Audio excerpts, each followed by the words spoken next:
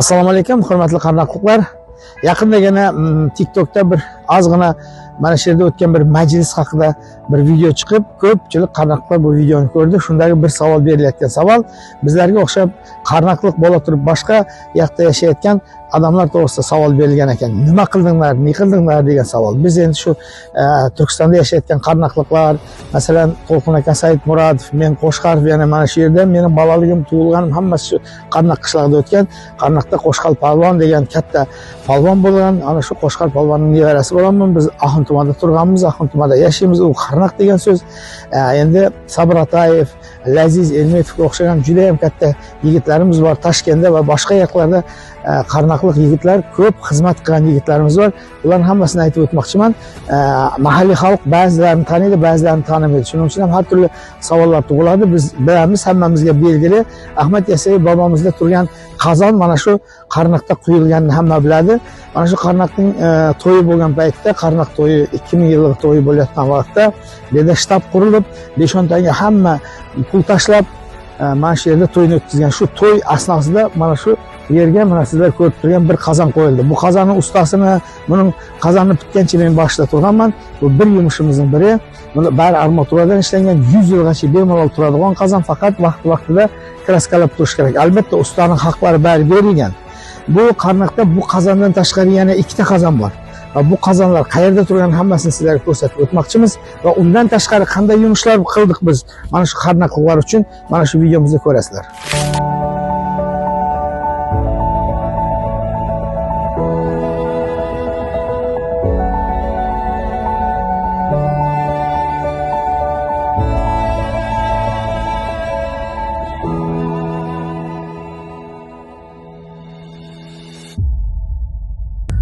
Hurmatli qarnoqliklar, mana bu ikkinchi qozon. Bu Qarnoq qishlog'ida turgan qozonning ikkinchisi. Bu qozon bu yerga kelishiga sizlar aytayotgan To'lqin aka, Said Murodovning xizmati juda katta bo'lgan.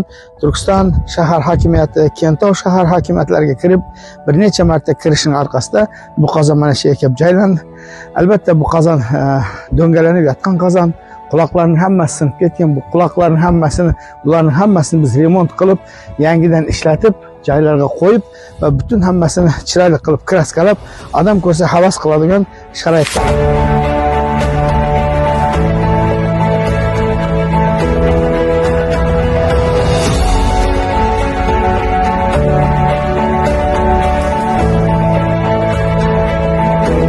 Sharoitga olib kelib qo'ydik. Undan tashqari bu yerda xizmat qilayotgan yigitlarga men alohida o'zim rahmatimni aytmoqchiman. Chunki bu yerda tozalik ishlari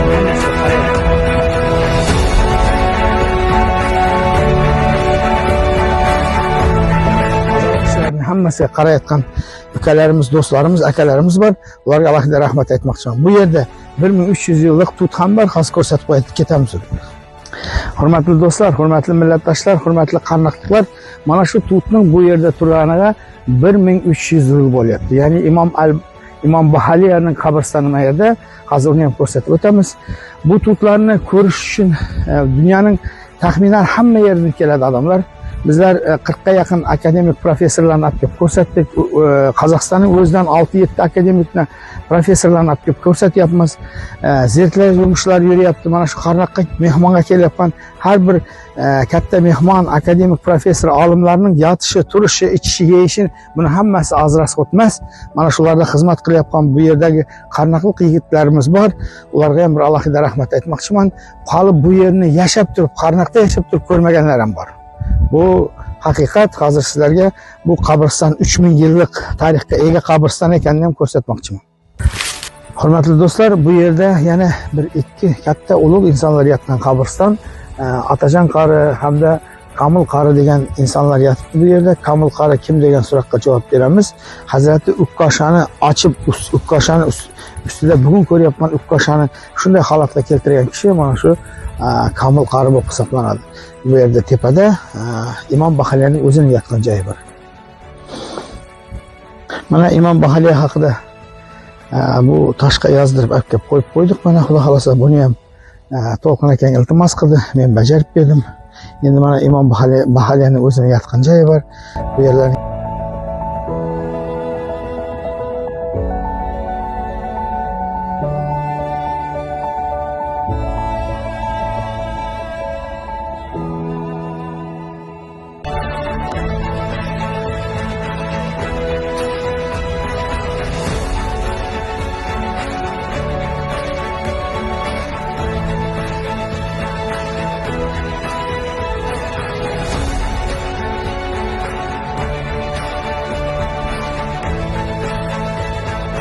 Mana shu qabristonda 1300-1400 yildan beri qo'yilgan, ya'ni islom dini kelgandan keyin qo'yilgan toshlar turibdi mana.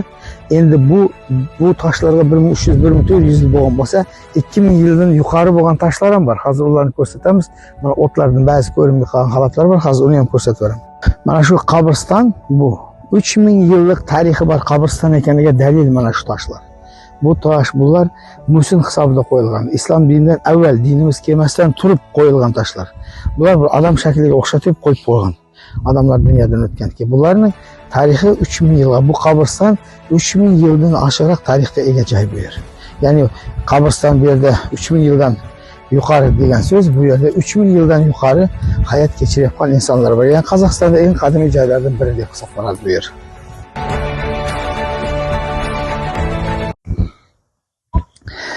Hurmatli do'stlar, mana Qarnaqning farzandlari uchun maktab, desatlar uchun biz mana Xudo xolasa bir zoopark ochib qo'ydik. Bu mana shu vatanimiz uchun, xalqimiz uchun, xalqning farzandlari ko'rsin, ushlab ko'rsin, qo'li bilan ko'rsin deb bir chiroyli bog' yaratib, bu yerda zoopark ham qo'yib qo'ydik. Mana farzandlarimiz uchun.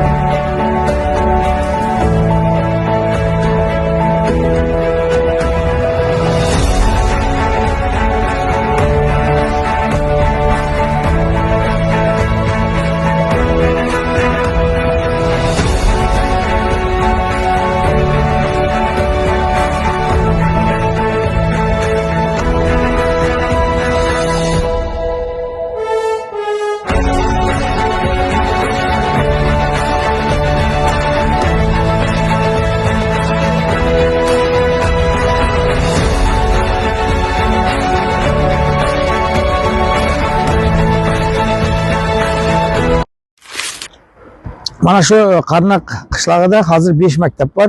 Cheshtepada 1 maktab, Cheshtepa maktabi, bu yerda Qashqariy maktabi, Qarnaq maktabi, Axuntama maktabi va yaqinda qo'shilgan Ulker degan maktablar bor.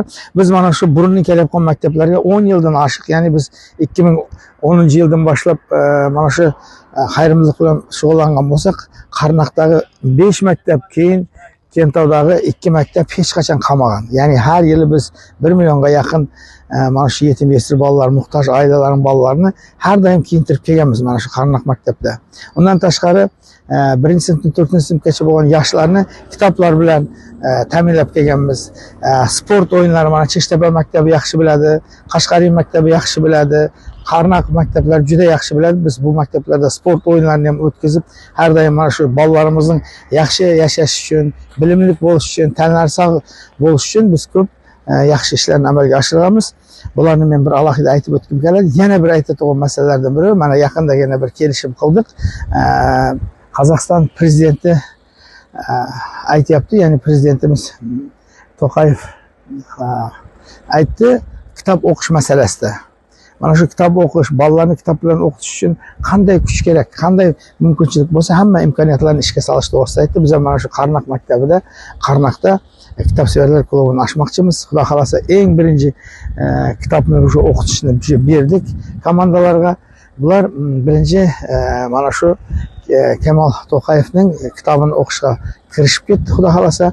Ya'ni oxirgi paytda mana shu Qarnaqning yoshlarini bilimli bo'lish uchun ham qo'limizdan kelgancha harakat qilmoqchimiz, ko'pchilik bo'lib birgalikda. Yana aytmoqchiman, mana shu Qarnaqdan juda ham ko'p olimlar chiqqan. Juda ko'p olimlar chiqqan. Hatto biz mana shu olimlarning qancha ekanini hali sonini ham bilmayapmiz. Endi xudo xolasa mana o'sha bir oy ichida Qarnaq haqida bir yangi kitob chiqyapti. Bu kitobga ham qo'limizdan kelgancha yordam beryapmiz. Undan keyin ikkinchi katta kitob chiqadi. Bu O'zbekistonda bosilib chiqadigan kitob. Bu kitobga ham xudo xolasa sponsorlik qilishga niyatimiz bor. Undan tashqari Turkiston haqida, Turkistonning tarixiy joylari, uning ichida Qarnaqlar Qarnaq hammasi ko'rsatilgan. Bu kitobimizni kecha biz iyun oyida oldik. Xudo xolasa ertaga 14-iyundan boshlab mana shu Qarnaq maktablarining hammasiga, Kentol maktab, Qarnaq maktab, bu atrofdagi maktablarning hammasi o'quvchilarga bu tarixiy kitobni berishga xudo xolasa biz tayyorlanib turibmiz. Beramiz xudo xolasa. Undan tashqari mana shu orqalaringizda ko'rinib turgan masjid haqida ham bir ikki og'iz aytmoqchiman. Mana shu masjid 2016-yili Qarnaqliqlarning tashabbusi bilan deyapmiz, biroq boshqa yoqda yashayotgan Qarnaqliqlarning boshlash shu boshqa yoqda yurtda yashayotgan Qarnaqliqlarning initsiativi bilan boshlangan bu masjid qurilishi. Masjid qurilishi bir chiroyli bo'lib o'zining yakuniga yetgan. 2021-yil ochilgan. Buga minglab yigitlarning hissalari qo'shilgan. Ya'ni bu faqat Qarnaqda turadigan emas, Qarnaqdan tashqarida yashaydigan yigitlarning ham hissalari ko'p. Bu yerda endi 12 bobo yurib xizmat qilgan, ko'pchilikdan sharoitlari bor, 5-10 tanga yordam bera biladiganlarning har birining ishxonasi, har biri bilan gaplashgan 12 otaxon bor edi bu yerda. Bu 12 otaxonimizning 2-3 hozircha bizning bilishimiz bo'yicha 3 dunyodan o'tgan, qolganlari hozir ham hayot yashayapti. Men aytmoqchi bo'layotganim, ba'zi bizning Qarnaqda yashayotgan do'stlarimiz kimlar xizmat qilishini, kimlar xizmat qilgan to'g'risida umuman hech narsa bilmasligini ham aytib o'tmoqchiman. Ya'ni bilmagan haqida gapirmaslik kerakligini. Bu masjidning qurilishida mana shu masjidning qurilishida Sabir aka Atayevga o'xshagan insonlarning juda ham katta ko'p mehnati singan. Bundan tashqari qancha mehnat qilgan, tashqarida yurgan akalarimiz, ukalarimiz Toshkent, Leningrad, Moskvada va boshqa yerda ishlayotgan, Koreyadan turib yordam bergan yigitlarimiz hammasidan Alloh rozi bo'lsin deb aytib keladi va mana shu Qarnaqliqlarga oxirgi aytalik so'zimiz, bu hammasi birikkanda bo'lgan ishlar. Biz bir bo'lsak, biriksakgina ish yuradi. Shuning uchun ba'zi og'alar, ukalarimizga aytgimiz keladi. Yaxshi ish qilayotgan, yumush ishlayotgan, ishi bajarayotgan aka-ukalarimizga xalaqit bermaganlarimiz yaxshi. Ishlayotgan odamni qo'llab-quvvatlaylik, birgalikda bo'laylik. Shunda bizning Qarnog'imiz qaytadan o'z asliga kelib, gullab yashaydigan, bilimli insonlar chiqadigan bir zamonga qaytib kelamiz. Xudo xolasa, mana hozir yaqinda Keski klub boshlanadi, ya'ni bilimdonlarning kitob o'qishi jarayoni boshlanadi. Qo'llaringizdan kelgancha mana shu jarayonga sizlar ham yordamlashinglar. Birinchi 6 kitobni o'qishga biz o'zimiz xudo xolasa birinchi kitobni Dalimjon Sayfullayev o'zining birinchi kitobni shu sponsorlik qilib o'zi chiqargan kitobini berdi. Qolgan 5 kitobni men o'zim bermoqchiman xudo xolasa. Buning uchun bir manzilning o'zida kamida 50 kitob kerak bo'ladi o'qish uchun. Shuning uchun mana shu jarayonni ham amalga oshirmoqchimiz. Hali endi sizlarning qo'llaringizni kelsa, birikib bir bo'lib mana shu Qarnaq qishlog'ining yoshlarini bilimli bo'lishiga xudo xolasa sababchi bo'laylik. Mana hozir biz bilamiz mana shu masjidga oxirgi 5 yilda boshchilik qilayotgan yo'lchi degan ukamiz bor. Mana shu yo'lchi ukamizga ham ishlariga rivoj bersin. Alloh taolo kasb-kariga baraka bersin. Oilasiga tinchlik, xotirjamlik, yaxshiliklar tilab qolamiz. Oson emas xizmat qilish degan. Hurmatli do'stlar, mana shu Qarnaqda yana ishlagan ishlarimizdan biri 2 muhtoj oilaga uy qurib berdik. Uni mana shu qurish jarayonida, topshirish jarayonida ko'pchilik bilan topshirganmiz. Buni ko'pchilik ko'rgan, biladi.